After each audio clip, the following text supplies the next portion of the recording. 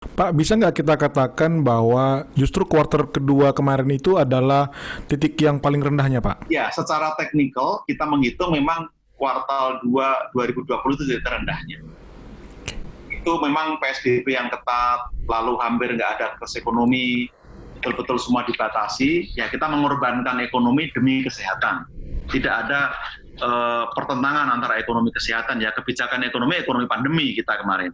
Nah, dengan harapan ini sudah di titik terdalam, kita sudah mulai meningkat, dan harapannya kuartal 3 itu menjadi landasan bagi kuartal 4 dan 2021.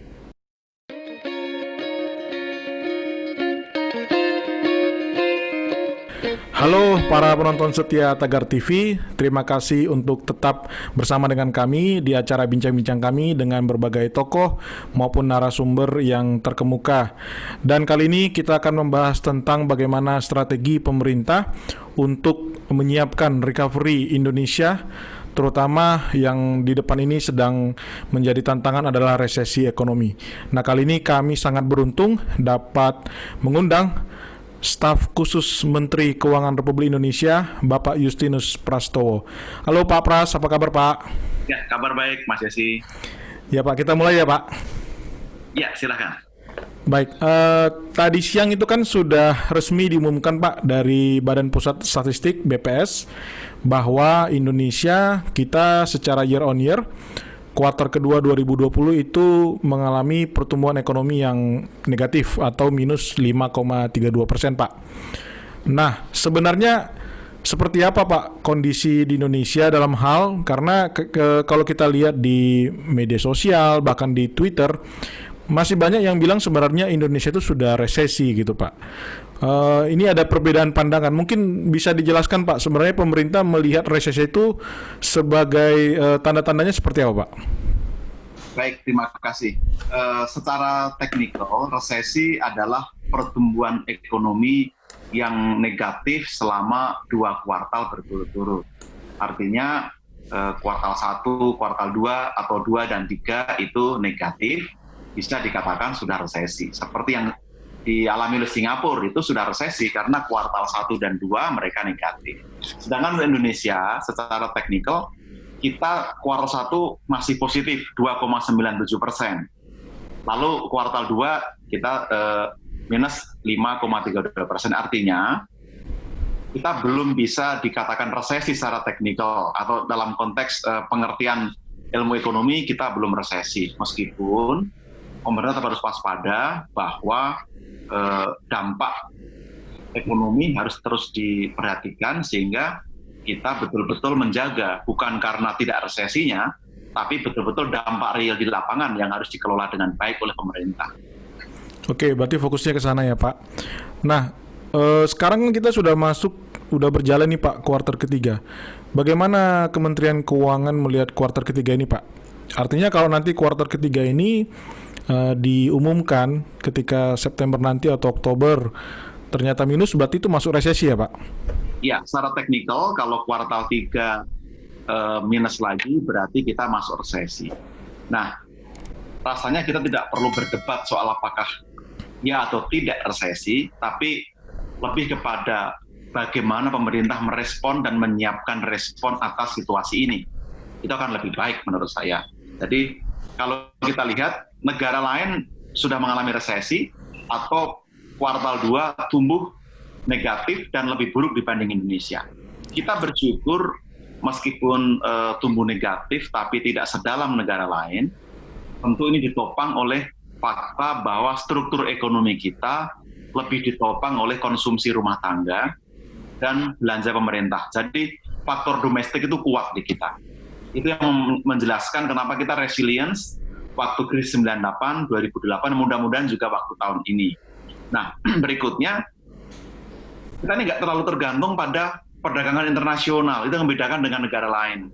Ekspor-impor kita, porsinya tidak melebihi 20% dari ukuran ekonomi kita. Jadi ini juga menguntungkan. Dan ini ada opportunity, ternyata ketika kuartal 2 itu kita negatif, kenapa? Kan karena PSBB ketat. Ya. Ekonomi mandek aktivitasnya, terutama transportasi, pariwisata, perdagangan mandek. perdagangan internasional berpengaruh pada kita karena impor juga lambat masuk ke Indonesia. Nah, ada opportunity, ada berkah, kita sadar kita ternyata tidak punya basis industri yang cukup kuat. Selama ini bergantung pada impor atau bergantung pada investasi asing. Sekarang kita tahu bahwa untuk alkes saja kita butuh itu.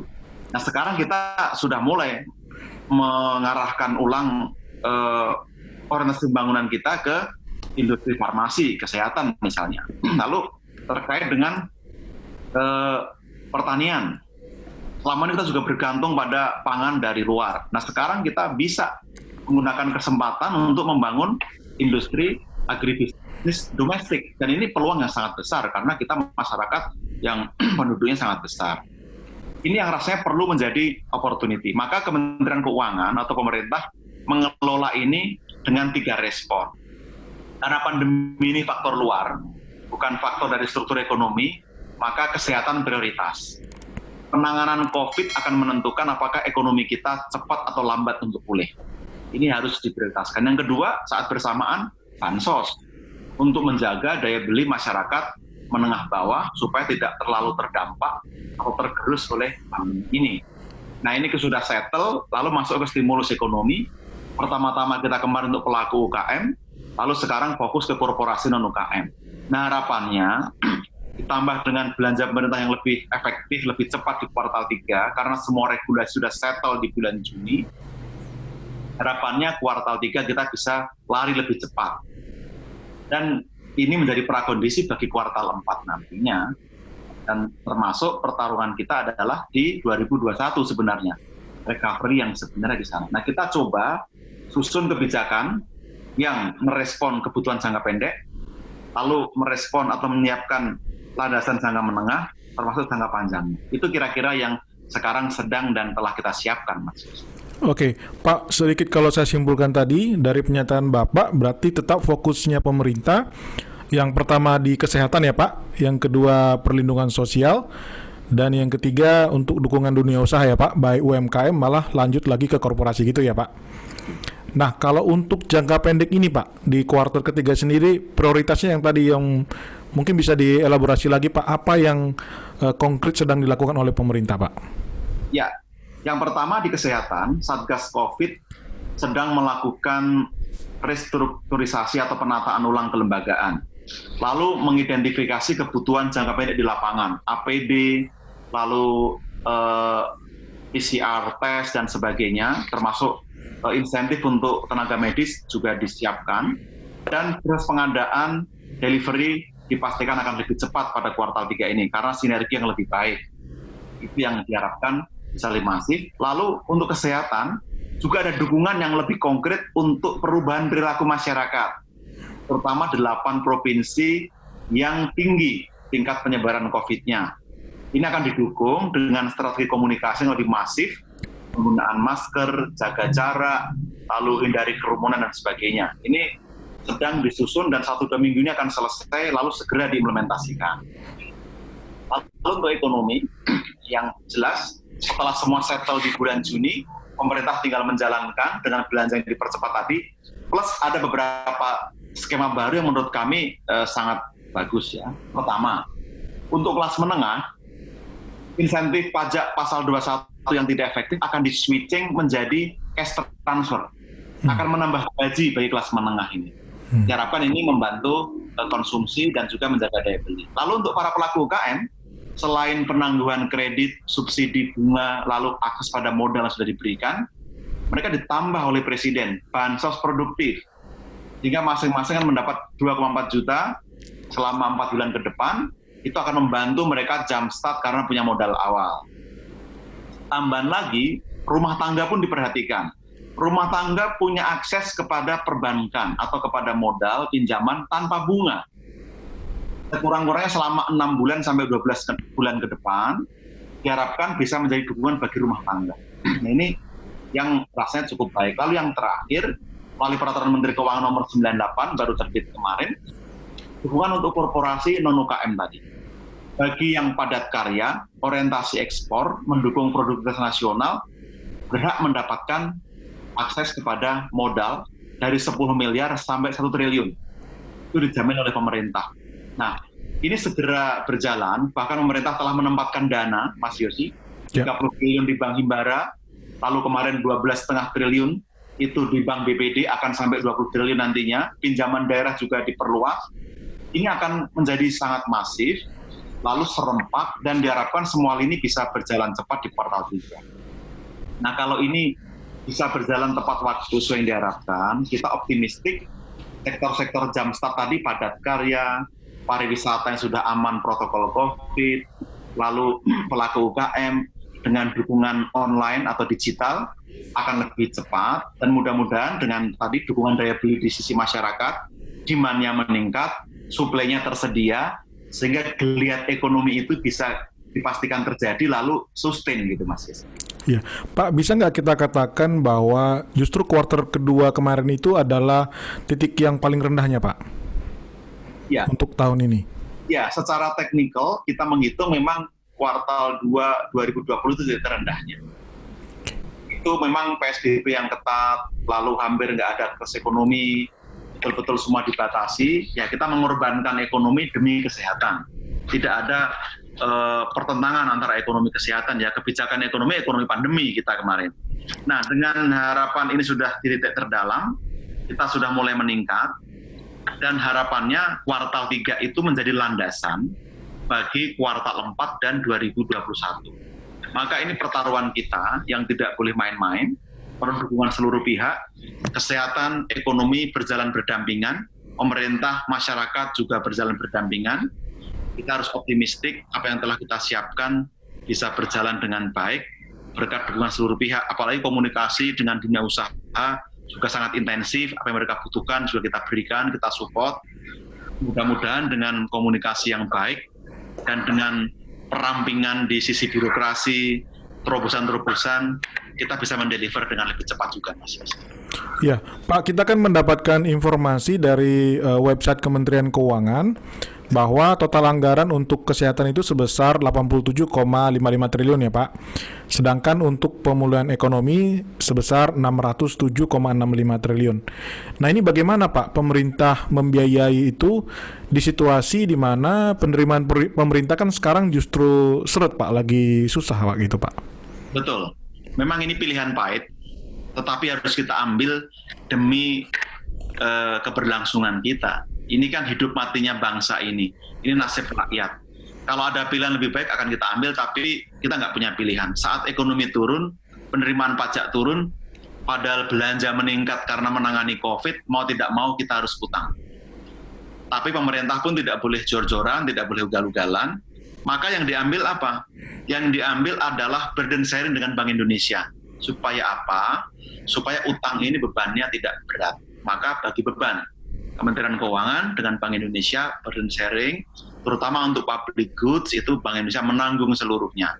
Di luar itu berbagi dengan pemerintah. Nah, setelah itu supaya tidak ugal-ugalan dibatasi, defisit di atas 3% hanya boleh sampai 2022. Maka pemerintah tidak mungkin melakukan bunuh diri.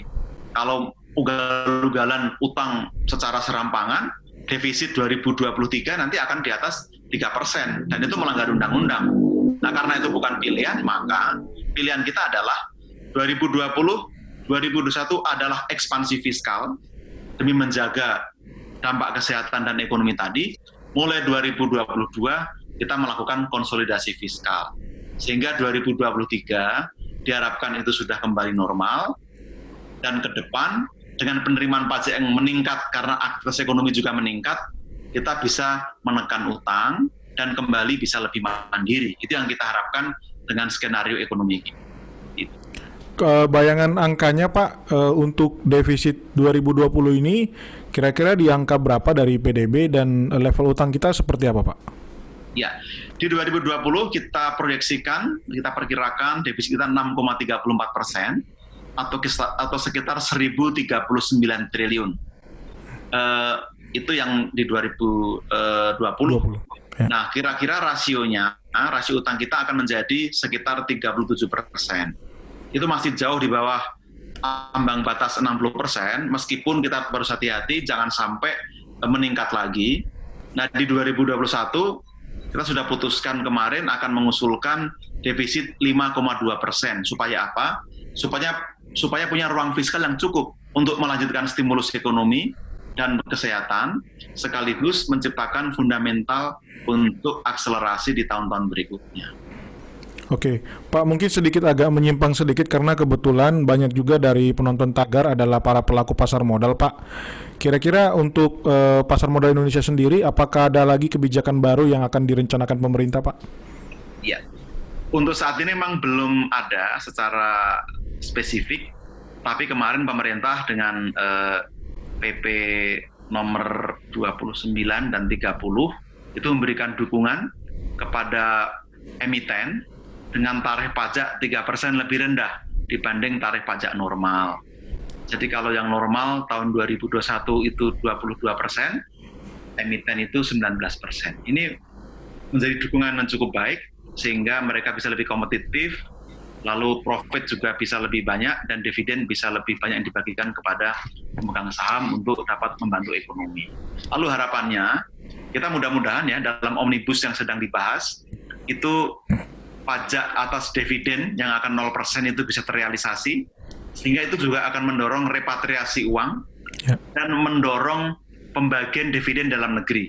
Kalau itu terjadi, kita akan bersyukur dan beruntung karena punya tambahan likuiditas yang nanti bisa berputar lagi, diinvestasikan ke pasar modal dalam instrumen saham dan sebagainya, termasuk investasi mendorong supaya banyak perusahaan go public atau perusahaan yang mau menambah modal atau menerbitkan obligasi demi mendorong ekonomi. Rasanya akan sangat bagus kalau bisa segera digolkan ini, Mas Yosi.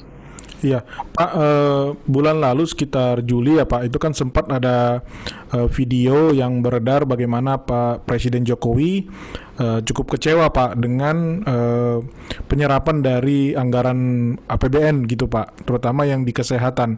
Sejauh ini bagaimana Pak perkembangannya Pak? Ya, memang pada akhir Juni itu penyerapan baru 1,54%, sangat rendah. Waktu itu bisa dipahami karena setelah kita lihat skema stimulus kesehatan lebih banyak bersifat cadangan. Asumsinya ada 300.000 pasien COVID, sedangkan yang sekarang dirawatkan belum sebesar itu. Maka segera diputuskan setelah arahan Presiden, di-switching, direalokasi. Apa yang dibutuhkan ya harus didorong, tidak hanya untuk penanganan pasien. Misalnya pengadaan untuk swab test, untuk PCR, perluasan untuk testing, tracing, dan treatment, perbaikan vaskes dan penyediaan alkes lainnya, termasuk insentif kesehatan yang diperluas dan dipermudah. Tidak hanya pada tenaga medis, tapi tenaga pendukung, dan ini juga direncanakan akan ada dukungan semacam gaji ke-13 lah gitu kalau PNS, untuk para tenaga medis atau tenaga kesehatan. Nah, diharapkan ini menjadi reward yang baik buat mereka. Sekarang sudah cukup cepat, meskipun belum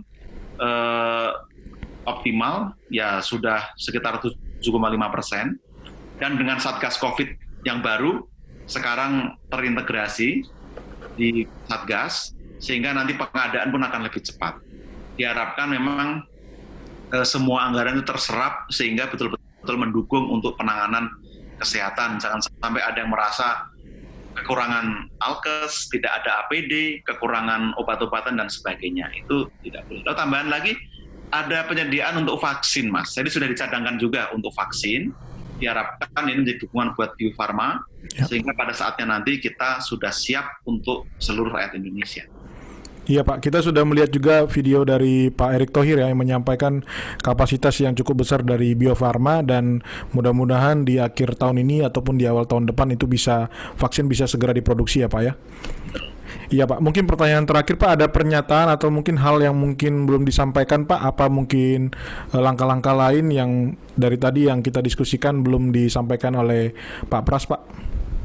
Ya, terima kasih. Jadi kita harus realistis melihat situasi kondisi ekonomi, dan warga masyarakat seluruhnya tidak perlu khawatir, tidak perlu terjebak pada angka-angka, tapi lebih kepada kepercayaan pada pemerintah, bahwa pemerintah memastikan kami ingin sungguh-sungguh bekerja untuk rakyat, bagi keselamatan, bagi kesehatan, dan bagi kesejahteraan rakyat.